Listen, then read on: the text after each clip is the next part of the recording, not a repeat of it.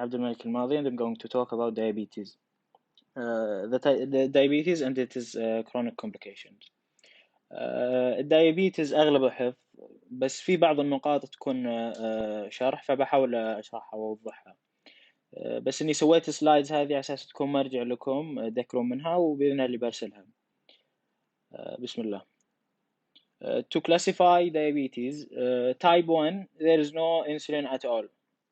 Type 2, there is progressive loss of insulin along with insulin resistance. In type 2, they may have even increased insulin levels because of the insulin resistance.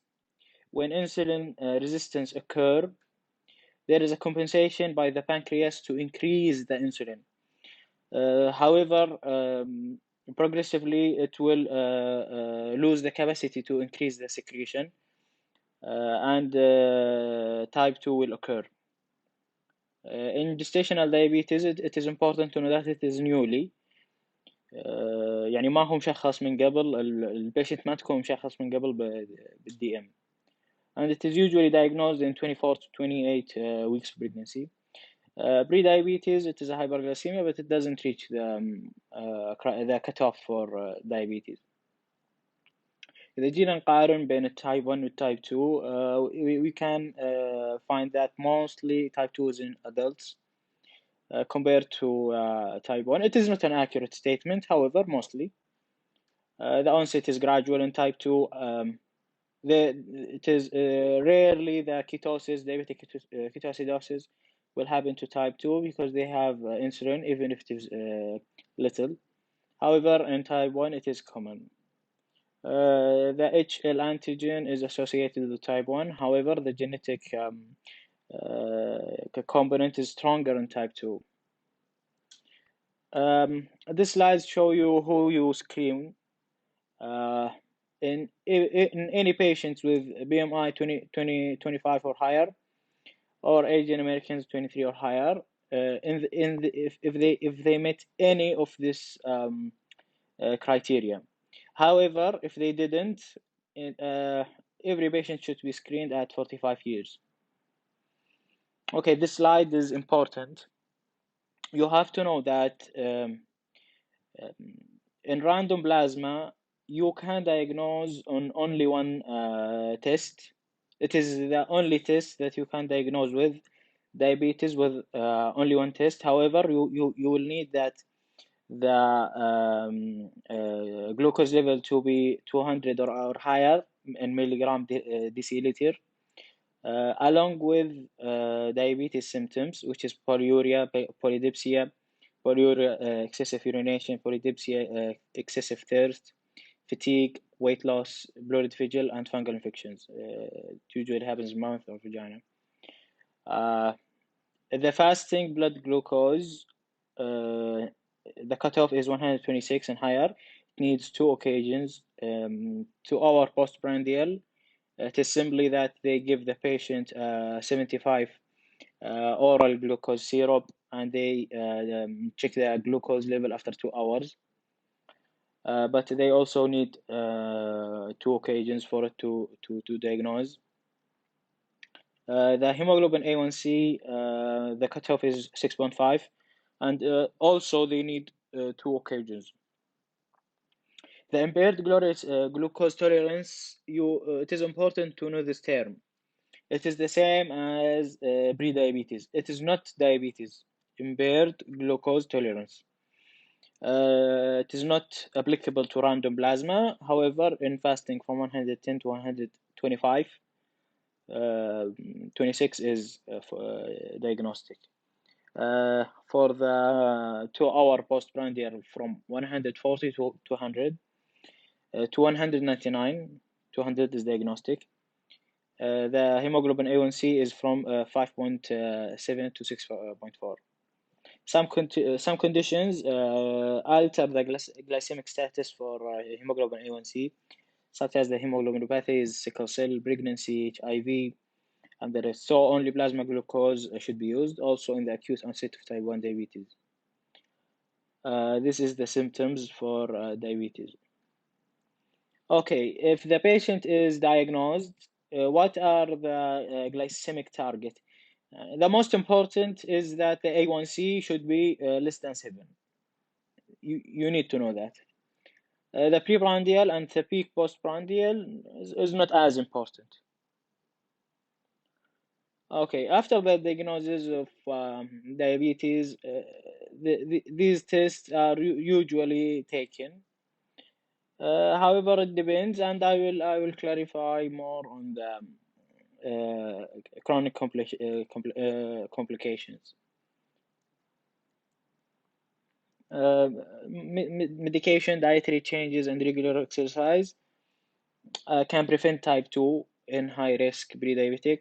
يعني some high risk diabetic patients are given metformin even if they didn't meet the cutoff for diagnosis. However, dietary changes and regular exercise are usually the first line of treatment unless severe hyperglycemia is present. Type 1 diabetic طبعا they require insulin to live. Okay, this figures tells you what to give. This is for type 2 diabetes. If the A1C is from 6.5 to 9, you will give him metformin.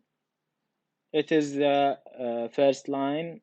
If the regular exercise and diet changes didn't work, after 3 months, if it didn't meet the target, or if the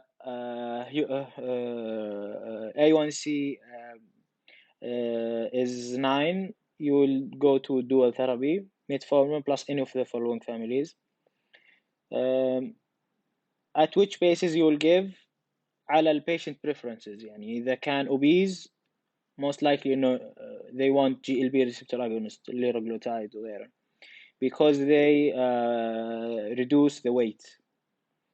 However, the cost is high.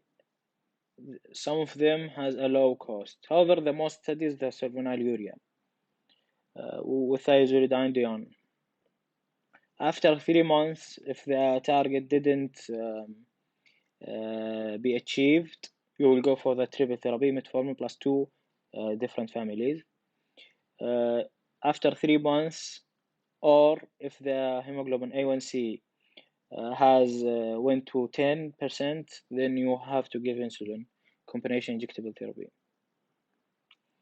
This figure tells you the types of insulin and the onset and duration. It is not very important actually. Okay, when should doctors consider insulin for type 2 diabetics? In pregnancy, for intolerance to oral medications, comorbid illness that makes control difficult with oral agents, newly diagnosed or with severe symptomatic hyperglycemia, or as I mentioned earlier, inadequate glycemic control of a combination of oral medications after 3 months. Okay, the diabetic patients, we give them other drugs not to control the diabetes, however, for the complications. If microalbuminuria is present, you will give them ACE inhibitor or ARB, regardless of the blood pressure. Statins as well, if they are above 40 years of age, with at least one other cardiovascular risk factors. Aspirin also for patients older than 40 years with other cardiovascular risk factors, such as family history of premature atherosclerosis, hypertension, dyslipidemia, smoking, albuminuria. Okay, for chronic complications of diabetes, it is classified as micro and macro. The micro are retinopathy, nephropathy, neuropathy, and diabetic foot. The macro are the coronary artery disease and peripheral artery disease. The most important, the high yield, is the micro. Okay, for diabetic retinopathy, it is mostly asymptomatic unless central macula is affected. فبالعادة patients ما يكون يعرف أساسا أن عنده diabetes ولا عنده أي أعراض إلين ما تصير الأعراض حقت الdiabetic retinopathy. They may complain of floaters, decreased visual acuity or curtain failing. الكرتن failing تصير زي ستارة كذا من الظلام نازل من فوق على المجال البصري حقه. اوكي. الدايابيتيك ريتينوباثي مقسمة ل non-proliferative و proliferative diabetic retinopathy. What you need to know is that there is something called cotton wool spots. It is a soft exudate. There is something called hard exudates, and they are considered non-proliferative unless if there is new vessels, it is proliferative plus vitreous hemorrhage. طبعا هذا النيو فاسكولاريزيشن، هذا اللي طالع من الفيزلز هنا، هذه فيزلز جديدة. ف they give them usually إذا وصلوا الproliferative they give them pan-retinal photocoagulation. حتى البيشنت هذا مسويها، لو تلاحظون هنا في نقاط سوداء، هذا photocoagulation بس قديم. Okay, nephropathy. The clinical manifestation of nephropathy is albuminuria, hematuria, and progressive kidney disease. Microalbuminuria is from 30 to 300 milligram per day. Macro is above 300. Okay, according to the Renal Pathology Society classification, this is the classes 1, 2, 3, 4. When you have glomerular basement membrane thickening, it is class 1 alone يعني class 1. إذا جاء مع mesangial expansion, it is class 2. إذا جاء مع الكيموستايل Wilson lesion, class 3. طبعا هذا يكون فيه hyaline deposition in one glomerulus. In the global glomerular sclerosis, which is class 4, the hyaline deposition is there. However, the hyaline deposition ما هو بس في one glomerulus، صار في كل مكان يعني global. Okay, diabetic neuropathy. It is usually starts distally symmetrically. Usually start in feet because it likes the longest nerves first. Later it may involve hands.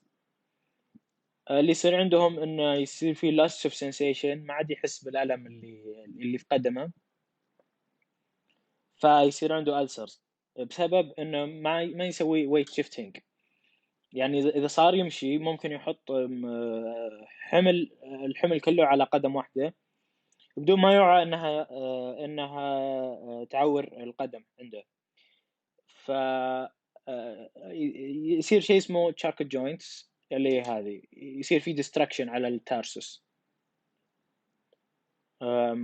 But they severe from severe burning pain, especially at night.